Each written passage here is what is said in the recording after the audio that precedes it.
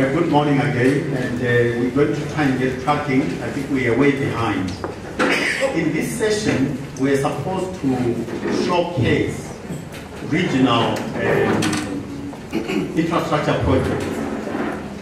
And I just want, my approach is going to be that the panelists will introduce themselves when they're about to speak. That way we'll manage it much faster, I hope. I'm Nkosana Moyo, you heard already. I run MINDS, the Mandela Institute for Development Studies. And our thoughts in terms of investment in Africa, especially in infrastructure, is that we're not going to get it right until we get African capital in the first instance to show the way by investing in African projects. Because that is a show of confidence in the risk that Africa offers, risk-return profile that Africa offers.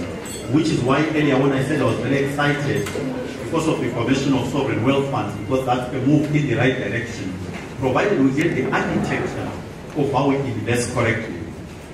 The second thing is that if we want to do this, each of our countries probably has not got enough resources to tackle the job of creating the credibility and visibility of what Africa as an investment destination is like.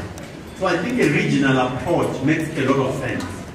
Let's club together, reignite the sense of African solidarity and the Pan-Africanism, and I think we begin to make the continent move forward as a continent rather than individual countries. My last point would be that I think it is really important for us to understand the concept of champions. And I'd like to use the European Airbus as an example. The European Airbus project succeeded because France, Germany, and the UK were prepared to take a leading role and yet at the same time not take all the benefits. In other words, they championed a project which was very integrative of European economies, but understood the importance of bringing along the smaller countries to participate in the project. I don't think Africa is an exception. Countries like Nigeria, South Africa, Kenya, Egypt, subject to stabilization in North Africa, Ethiopia, and so on. The bigger economies, I think they've got a role not only to participate, but to take a lead in structuring and including the smaller economies as well in whatever we do. So on those few words, I want to get us on the road by asking firstly, Elizabeth, who comes from the Nepal Planning and Coordinating Agency, because when they sit, they are clearly already in a place where they've got a coordinating role, they've got oversight over the whole continent.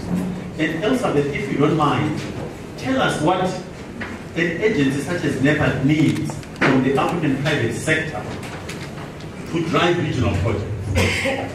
Doing business in Africa, you can't afford to be without Africa Investor.